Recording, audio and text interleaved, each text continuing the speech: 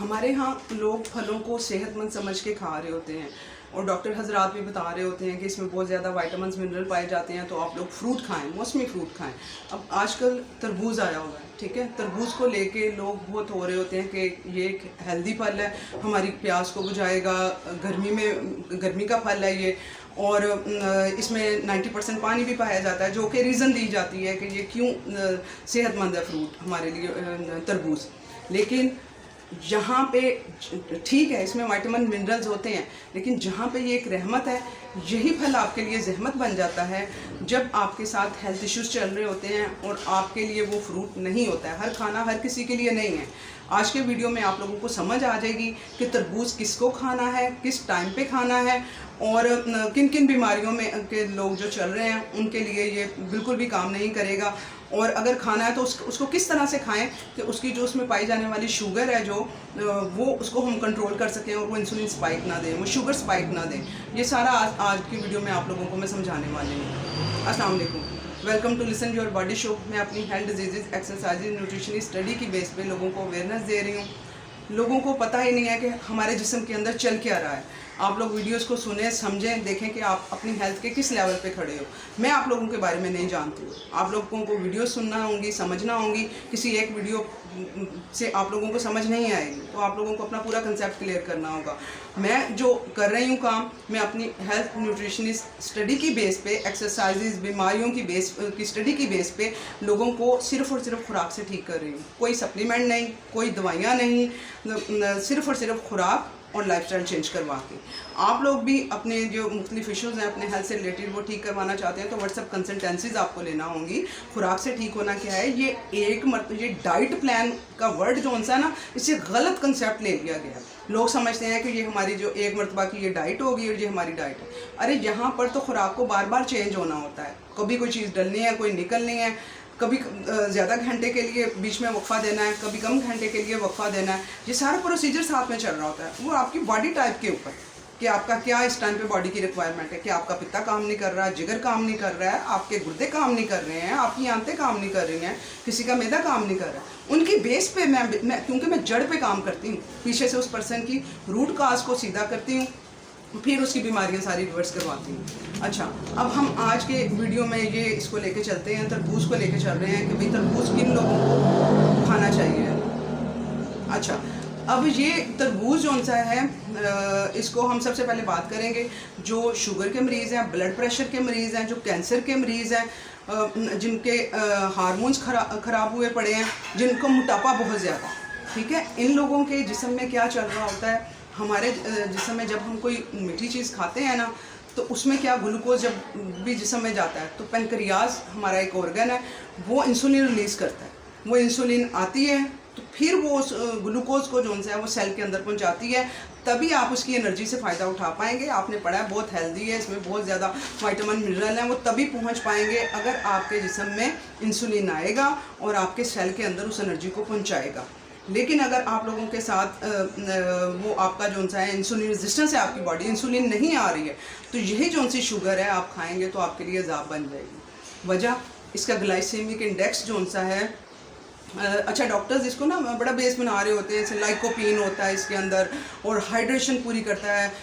Lycopene टमाटर में भी होता है और बहुत सी चीज़ों में पाया जाता है, एंटीऑक्सीडेंट है बहुत अच्छा। तो वो एंटीऑक्सीडेंट और भी बहुत से हैं और बहुत सी चीज़ों में पाए जाते हैं। ज़रूरी नहीं है आप लोगों ने इतने मीठे फ्रूट खा के ही उसे हासिल करना है।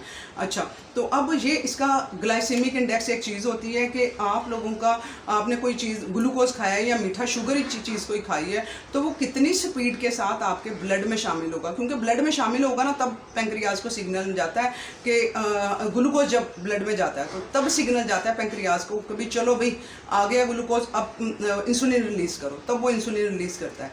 अब यहाँ पर इसका ग्लाइसेमिक इंडेक्स 70 से 80 है और ये बहुत ज़्यादा है। ये एकदम से शुगर का स्पाइक देगा आपके उधर वो सिग्नल जाएगा, लेकिन आपकी अगर बॉडी इंसुलिन रेजिस्टेंस है, पेंक्रियाज नहीं सुनेगा। इंसुलिन रेजिस्टेंस का मतलब है कि आप लोगों ने ज़्यादा खा खा के, बार बार खा खा के, अपने और भी रीजंस होती हैं, ठीक है ना, जो फैट ज़्यादा ले रहे होते हैं वो तब भी उनकी बॉडी भी इंसुलिन रेजिस्टेंस होती है। बहुत सी चीज़ें चल रही होती हैं जिनमें कोर्टिसोल लेवल बहुत ज़्यादा बढ़ रहा होता है, उनकी बॉडी भी इंसुलिन रेजिस्टेंस होती है।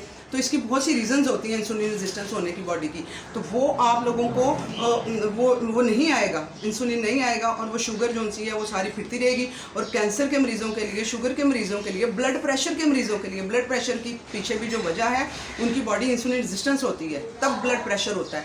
तो वो अब इनकी शुगर इनकी बढ़ेगी और बजाय फ़ायदा देने के नुकसान होगा तरबूज खाने से। उसके बाद जो सा है वो हम सेकंड नंबर पे बात कर लेते हैं कि जो थायराइड के पेशेंट है, ठीक है, जो थायराइड के मरीज़ हैं, जो औरतें हैं थायराइड की, मेरे पास कंसल्टेंसीज के लिए चल रही होती हैं, बड़ी फरमाइश करती हैं आजकल तरबूज आया हुआ है तो हम वो खा लें तरबूज। अब उनका क्या है, जो थायराइड ग्लैंड है वो मेटाबॉलिज्म पूरे जिस्म का कंट्रोल करने का जिम्मेदार होता है, ठीक है। अब वो उनका थायराइड ग्लैंड अगर काम नहीं करेगा तो उनका मेटाबॉलिज्म का मतलब है कि उनकी कोई चीज़ें डाइजेस्ट नहीं होंगी, कॉन्स्टिपेशन या लूज मोशन, ज़्यादातर कॉन्स्टिपेशन में जाते हैं थायराइड के जो पेशेंट होते हैं। अब वहाँ पर उनका और नड्यूल्स अंदर बन जाते हैं, ठीक है। अब खाना हलक ऐसे नहीं औरतें कर पाती हैं, वो कहती हैं पीछे कोई मुक्का मारता है तो हमारा खाना नीचे जाता है, पानी तक अंदर वो अंदर नहीं उनके वो जा सकता है पानी, ठीक है। वो इस कदर उनकी कंडीशन जिन औरतों की ये ख़राब हुई होती है, आजकल तो मर्दों को भी हो रहा है हाइपोथायराइड, तो वो उसके पीछे उनका जो सा थायराइड ग्लैंड को काम करवाने के लिए अब ये तरबूज जो सा है ये ग्वाइटरजेनिक फ्रूट है, ठीक है। अब ग्वाइटरजेनिक का मतलब ये है कि ये एक ऐसा कंपाउंड पैदा करता है जिस्म के अंदर जाके, जो कि थायराइड ग्लैंड को काम नहीं करने देगा। क्या करके? वो आयोडीन हमारे जिस्म में बहुत ज़रूरी होता है थायराइड ग्लैंड को काम करवाने के लिए, और जो उनसे मुख्तलिफ विटामिन मिनरल्स हैं उनको काम करवाने के लिए, ये उन्हें एब्जॉर्ब ही नहीं होने देता।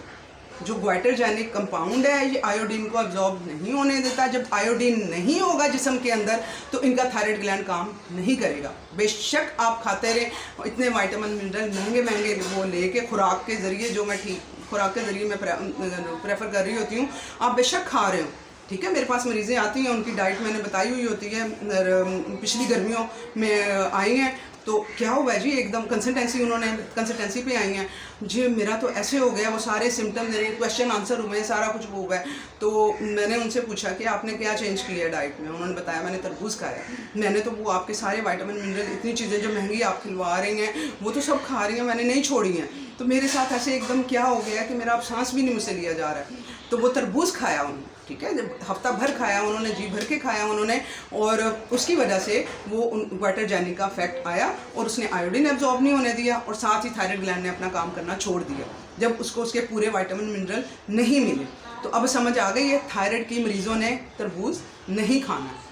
उसके बाद आ जाती है बात हार्मोन्स की, जो जिनके जो औरतें जो प्री मेनोपॉज में चल रही हैं, जिनके पीरियड बंद होने वाले हैं 40+, और जिनके पीरियड बंद हो चुके हुए हैं, उनके हार्मोन्स ऊपर नीचे हुए पड़े हैं, जो होने का खदशा है, उनमें किस तरह से तरबूज उनके लिए भी नहीं।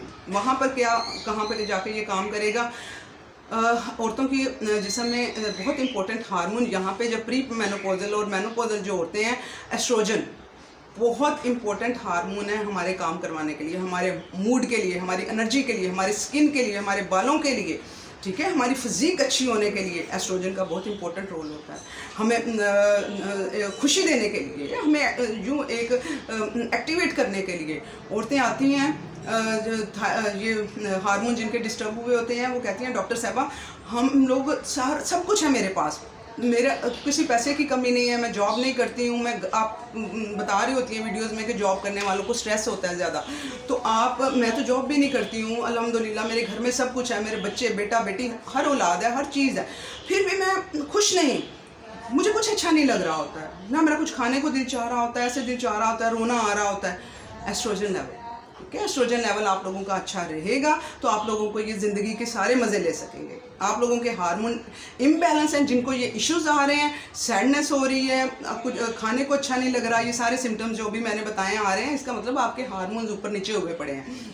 तो जो हमारा एस्ट्रोजन हार्मोन है, जो कि सरदार जिसे मैं मानती हूँ एक औरत के जिस्म में, वो उसको तो ग्लूकोज ज़्यादा पसंद नहीं, वो ज़्यादा ग्लूकोज को पसंद नहीं करता है। आप ये भर भर के तरबूज खाएंगे। अब साथ में और इश्यूज़ भी आप लोगों के अगर चल रहे हैं तो फिर तो सोने पे सुहागा है। अगर कोई और इश्यूज़ नहीं है, आपका ब्लड प्रेशर भी ठीक है, शुगर भी ठीक है, आप लोगों को थायराइड का इशू भी नहीं है, लेकिन आपका एस्ट्रोजन जो सा है वो अगर आप ज़्यादा वो ग्लूकोज इंसुलिन शुगर स्पाइक देंगे, इंसुलिन स्पाइक देंगे, तो एस्ट्रोजन को अच्छा नहीं लगेगा, वो नहीं आएगा, वो आपकी बात नहीं सुनेगा। और एस्ट्रोजन डाउन है तो दूसरा प्रोजेस्टेरोन एस्ट्रोजन का इम्बैलेंस होगा, तो आपकी बॉडी में सारी खराबियाँ होंगी, फैट डिपॉजिट होना शुरू हो जाएगा बेली एरिया में, हिप्स एरिया में, तो वो गंदे वाला एस्ट्रोजन जमा होना शुरू हो जाएगा, ये सारी चीज़ें स्टार्ट हो जाएंगी। ठीक है, उसके बाद अब आ जाए मैदे के मरीज़। ठीक है, जिन लोगों को गैस, ब्लोटिंग, ये सारे इश्यूज चल रहे होते हैं, उनके लिए जो उनके मैदे में तेज़ाब की कमी होती है। ठीक है ना।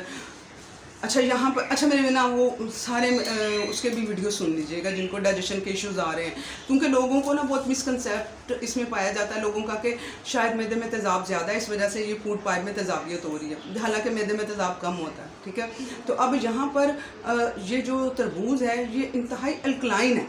ठीक है, ये इस अल्कलाइन का मतलब है ये मैदे के तेज़ाब को ख़त्म करता है। ठीक है, और जिनकी बॉडी की जो सी नेचर है वो गर्माइश वाली है, तो वो अगर ये खाएगा, ये इसकी तासीर ठंडी, ये उसको जाके जैम कर देगा उसके जिस्म को। और सबसे पहले जो सी उसकी तासीर में भी मत जाए, मैं इतना मुश्किल नहीं बनाती आप लोगों के लिए वो, हालांकि मैंने वो सारी उससे रिलेटेड सारे वो एग्ज़ाम में अपने सारा कुछ वो दिया हुआ है, ये पढ़ा हुआ है कि किसकी बॉडी क्या टाइप, किस में क्या। मैंने जो चीज़ मैं कंसल्टेशन स्टार्ट की ना, तो मुझे जो चीज़ लगी कि मुझे पित्ता है तो मुझे पित्ते में स्पेशलाइजेशन मुझे करनी है, मुझे मैदे में स्पेशलाइजेशन करनी है, मैं उन चीज़ों की तरफ हर एक सब्जेक्ट को मैं लेके स्पेशलाइजेशन करती गई हूँ। तो अब यहाँ पर जो सा है आप लोगों को सिंपल ये समझना है कि मैदे का तेज़ाब ये ख़त्म करेगा, और मैदे का तेज़ाब ख़त्म करने का ये मतलब है बेशक आप खाने के साथ नहीं इसको ले रहे, अभी मैं बताऊँगी किस टाइम पे इसे खाना है। अच्छा, बेशक खाने के साथ भी नहीं ले रहे, फिर भी आपके मैदे के तेज़ाब को कम कर देगा। और जब आप अपना खाना खाएंगे जिसमें कि प्रोटीन होगा, वो प्रोटीन को हजम नहीं होने देगा। प्रोटीन को डाइजेस्ट होने के लिए, प्रोटीन में क्या आ जाता है, गोश्त, दालें, अंडे, उसको डाइजेस्ट होने के लिए मैदे का तेज़ाब एक अच्छा तेज़ाब होना चाहिए। जब मैदे में तेज़ाब नहीं होगा अच्छा, अनडाइजेस्टेड खाना आपकी आंतों में उतरेगा। जब अनडाइजेस्टेड खाना आंतों में उतरेगा तो आंतों को जाके ये सोजिश देगा, वहाँ पे सुराख कर देगा, फिर आपको होंगी एलर्जीज, सोराइसिस, ये जो सारे इतने मुश्किल नाम बीमार, एक्जिमा हैं, इतने मुश्किल नाम बीमारियों के बना दिए गए हैं आजकल के दौर में, उनके पीछे वजह एक ही होती है। तो वो अब जो सा है वो लीकी गट में कन्वर्ट हो जाएगा उस टाइम पे जब अनडाइजेस्टेड प्रोटीन आपकी आंतों में जाएगा, वहाँ जाके फंगस काइयाँ लगा देगा। अनडाइजेस्टेड प्रोटीन आंतों में फंस गया है तो समझो कि वहाँ पे जिस तरह डबल रोटी के ऊपर काई नहीं जम जाती हरे कलर की, ब्रेड पड़ी ख़राब हो जाती है, तो इसी तरह से ही आंतों में भी वो फंगस काइयाँ जम जाती हैं। तो ये अब तरबूज उनके लिए भी नहीं है। अब आपको क्लियर हो गया होगा। अच्छा, अब जो सेहतमंद हैं, जिनको कोई इश्यूज़ नहीं है, बच्चे हैं, हमारी न्यू जनरेशन है, यंग औरतें, मर्द हैं, जो समझते हैं कि हमें ये सब प्रॉब्लम नहीं है तो हम खा सकते हैं। हम किस टाइम पे खाएं? आप लोगों ने तरबूज को एज अ स्नैक खाना है। किसी आपने खाना खाने से 3 घंटे बाद और खाना खाने के 3 घंटे पहले आप लोगों ने टाइम देना है बिल्कुल इसे हज़म होने के लिए, इसका असर ख़त्म होने के लिए। तो इस वजह से आप लोगों ने 3 घंटा पहले या 3 घंटा बाद आप लोगों ने खाना है, और रात को नहीं खाना है। ठीक है, शाम को 5-6 बजे के बाद आप लोगों ने तरबूज नहीं खाना है, दिन में से खाएंगे। उसके बाद इसका ग्लाइसेमिक लोड तो है ना 70-80, वो तो छोटे बच्चे को भी अफेक्ट करता है। मैं कहती हूँ मेरे पास 2-2 साल के वो बच्चे आ रहे हैं, इतने मोटे, और इतने उनको इंसुलिन, उनका पेंक्रियाज इंसुलिन जो सा है वो बना के फेंकी जा रहा है, और वो इतने टाइप 2 डायबिटीज़ हुई है 2 साल के बच्चे को। मैं केसेस लेके चल रही हूँ बच्चों के, कोई 10 साल का, कोई 12 साल का बच्चा है। तो वो अब बच्चों को हम जी सेहतमंद हमारे बच्चों का होगा, तरबूज देना है हम लोगों ने, तो आप लोगों ने वो इस तरह से इंसुलिन स्पाइक, जब 70-80 वाला फ्रूट देंगे तो उसका शुगर स्पाइक, इंसुलिन स्पाइक, वहाँ पे बच्चे के अंदर दवाइयाँ शुरू हो जाएंगी। ठीक है, तो आप लोगों ने उसके साथ फ्रेश कोकोनट को आपने यूज़ करना है। ठीक है, वो उसके शुगर के स्पाइक को कम कर देगा। आप लोग साथ में उसको फ्रेश कोकोनट का एक स्लाइस खाएँ पहले, उसके साथ आप तरबूज खाएँ, तब आप लोगों को इसका शुगर स्पाइक आपके बच्चे को या आप लोगों को नहीं आएगा। आई होप ये वीडियो आप लोगों के लिए बहुत इन्फॉर्मेटिव होगा, और बहुत से लोगों को इसकी ज़रूरत है, क्योंकि ये लोगों को अंडरस्टैंडिंग ही नहीं है। अगर वो कंसेप्ट समझ के अंडरस्टैंड करके फ्रूट और सारे खानों को खाएंगे तो वो खाने जहमत की बजाय रहमत ही बने रहेंगे। प्लीज़ इसे शेयर करें। गर्मी का सीज़न है तो लोग धड़ाधड़, रेडियो पे मैं देख रही हूँ फ्रूट आ रहे हैं, तरबूज आ रहा है, धड़ाधड़ ख़रीद रहे होते हैं। तो ये अब देख लें कि किसने रेडी से ये तरबूज ख़रीदना है पहले। अल्लाह हाफ़िज़।